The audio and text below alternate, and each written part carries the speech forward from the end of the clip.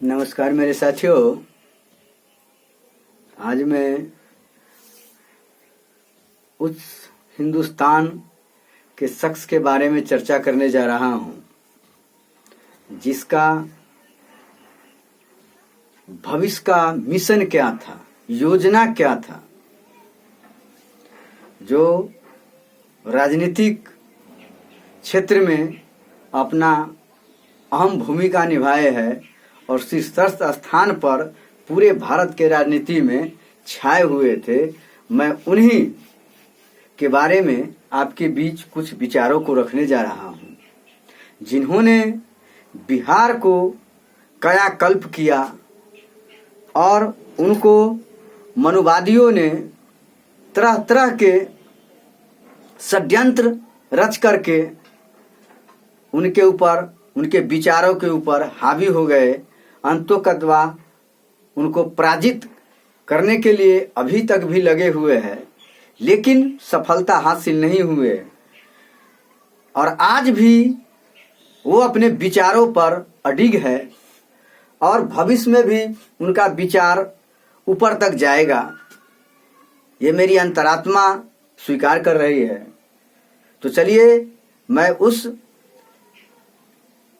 राजनीति के प्रौढ़ा लालू यादव के बारे में मैं आपको चर्चा करने जा रहा हूं। लालू यादव एक साधारण राजनीतिज्ञ नहीं थे।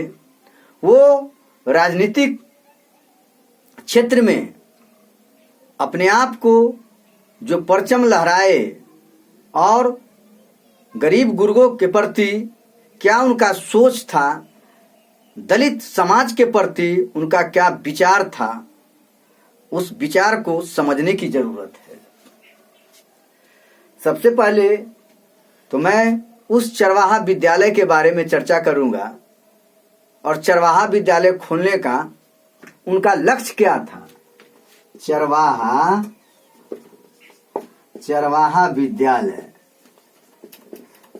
विद्यालय के बारे में मैं विशेष चर्चा करने जा रहा हूं। चरवाहा विद्यालय खोलने का उनका मुख्य उद्देश्य क्या था और वो कहां से उनका सोच था और उनका भविष्य में क्या प्लानिंग था। इस समझने की चीज है। किसी भी चीज को निगेटिव दृष्टिकोण से नहीं देखना चाहिए, नकारात्मक विचारों से नहीं देखना चाहिए। कभी कभी सकारात्मक विचार को भी समझना चाहिए। हर चीज जो देखने में गलत होता है वो शायद देखने में गलत होता है, उसके अंदर में जाइएगा तब तो तहकीकात को पता कर पाइएगा। सही गलत का निर्णय उनके विचारों से होता है। तो चरवाहा विद्यालय खोलने का उनका मुख्य उद्देश्य क्या था। देखिए, सबसे पहले तो विचारों की लड़ाई सदियों से चलती आ रही है और चलते रहेंगे, इसमें कोई संशय करने की जरूरत नहीं है।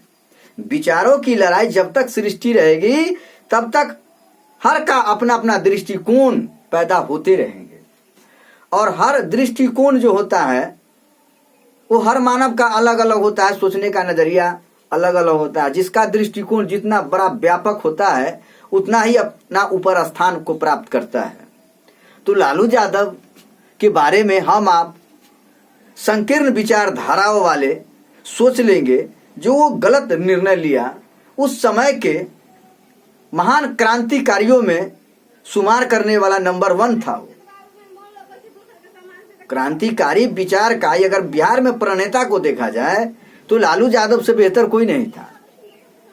लालू यादव का लक्ष्य था कुछ और, मनुवादियों का विचार था कुछ और। विचारों की लड़ाई तो लड़ते ही रहा इंसान। जब से सृष्टि हुआ तब से विचारों की लड़ाई चलते रहा और जब तक विचारों की लड़ाई में आप संलिप्त नहीं होंगे तब तक इस सृष्टि का विकास भी संभव नहीं है। तो रही बात आगे कि जब देश गुलाम था, देश आजाद होने से पहले बहुत से दलित बस्ती का नेता, समाज सुधारक, सोशल रिफॉर्मर पैदा हुए और वो जहां तक उनका प्रयास रहा, अथक प्रयास करके समाज को विकास करने में अहम भूमिका भी निभाए, जो आज हम आप देख रहे हैं और दिख भी रहा है। आजादी के बाद का मैं जो राजनीतिक कैरियर है, राजनीतिक धारा है, राजनीतिक क्षेत्र है, उनमें से कुछ विशेष आपके सामने शेयर करना चाहता हूं। उस समय पेरियार भी पैदा हुआ था, ज्योतिबा राव फुले भी पैदा हुए थे, गायकवाड़ जी भी पैदा हुए थे। तरह तरह के सामाजिक उत्थान के लिए अपना प्रयास रखे, प्रयत्न किए और अंततोगत्वा उनको सफलता भी मिली। कबीर दास भी हुए। सब के सब का एक ही मकसद था, समाज में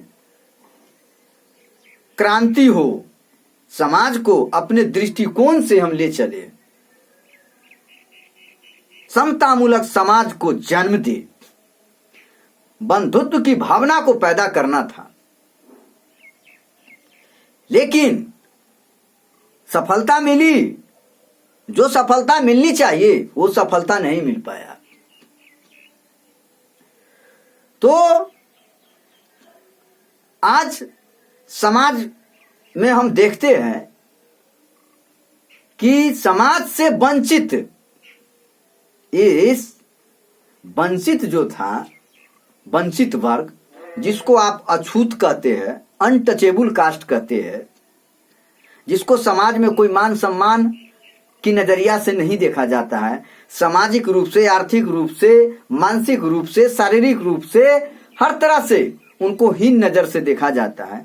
उनके बारे में लालू यादव ने सोचा कि जब तक ये सब शिक्षित नहीं होगा, इस समाज में शिक्षा प्रवेश नहीं करेगा, तब तक इसको विकास करना असंभव है।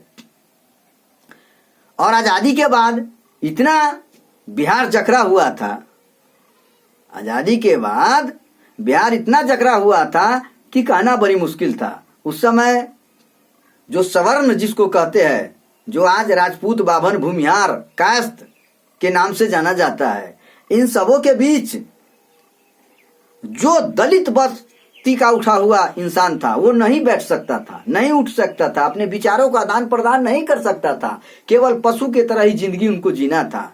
जो कह दिए वो कह दिए, उन्हीं का विचार सर्वमान्य होता था, उनका कुछ भी ज्ञान, उनका वैल्यू नहीं होता था समाज में। यही सवर्णों के हाथों में हर शक्ति समाहित था।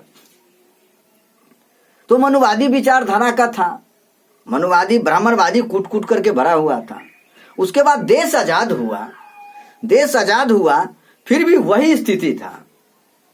1990 के बाद, 1990 में जब लालू यादव को बिहार की सत्ता मिली, तो उन्होंने देखा, दलित बस्ती में घूम घूम करके सर्वे किया, अपने आंखों से देखा, उनके दयनीय स्थिति को परखा, समझा कि इस समाज को उठाना बड़ी मुश्किल है। शिक्षा विहीन समाज, जिसको हम कल्पना कर रहे हैं, वो कल्पना से बाहर हो जाएंगे।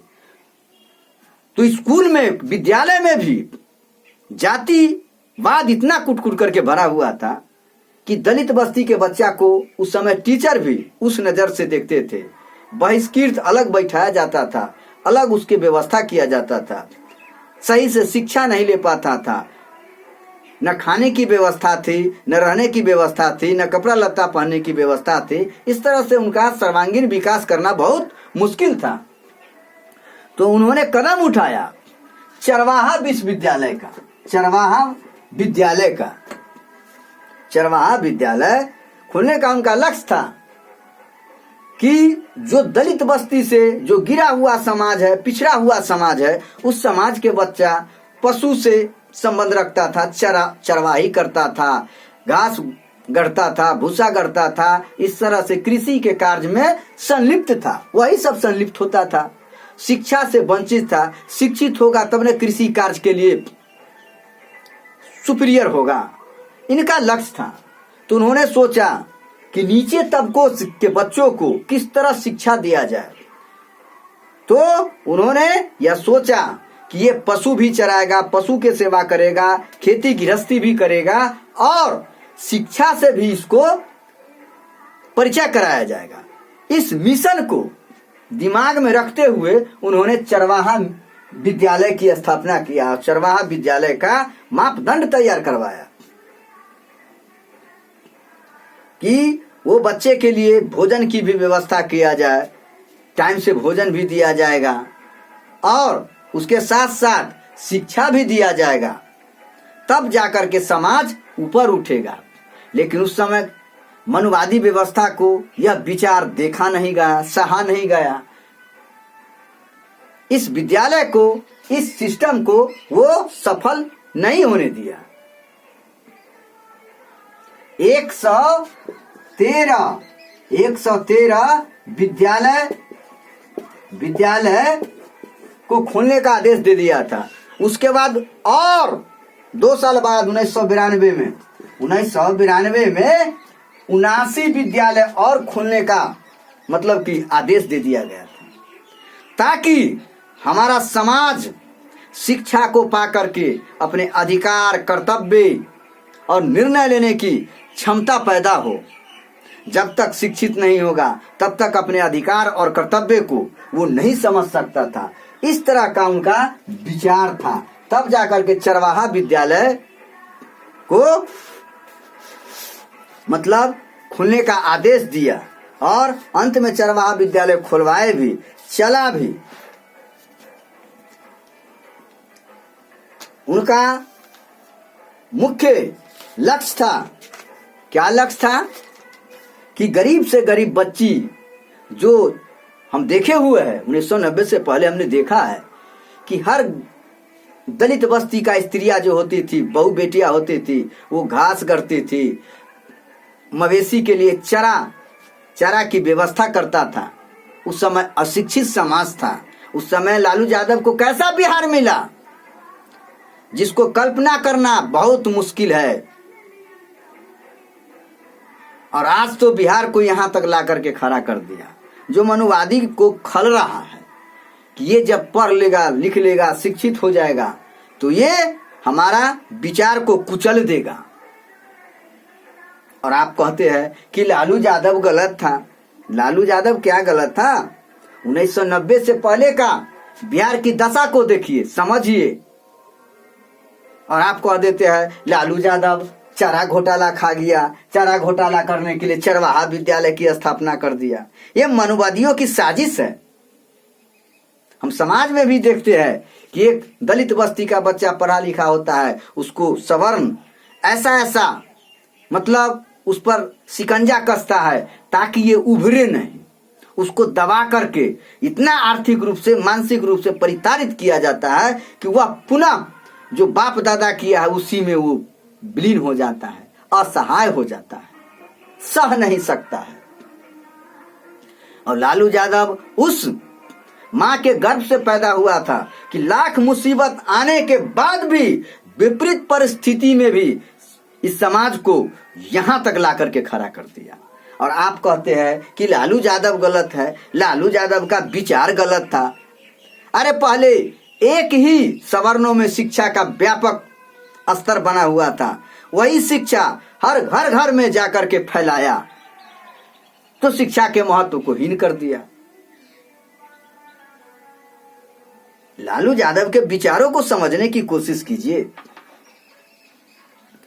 उनका मेन मकसद था कि शिक्षा हर घर में जाकर के राजा के तरह राज करे शिक्षा, और शिक्षा के माध्यम से अपने ज्ञान को उस स्तर तक पहुंचाए।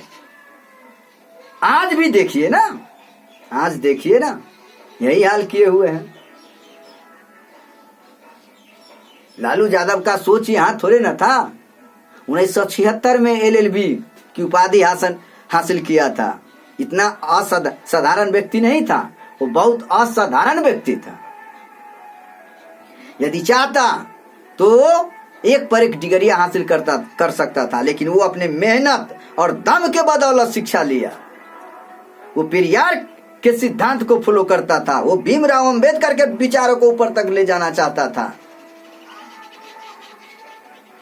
लेकिन उनके आंतरिक आवाज को समझने की कोशिश कीजिएगा तब तो। जो लालू यादव क्या है, बिहार के लिए लालू यादव जो किया वो अब पैदा होने वाला है ही नहीं, उसका बेटा से भी खुद नहीं होगा।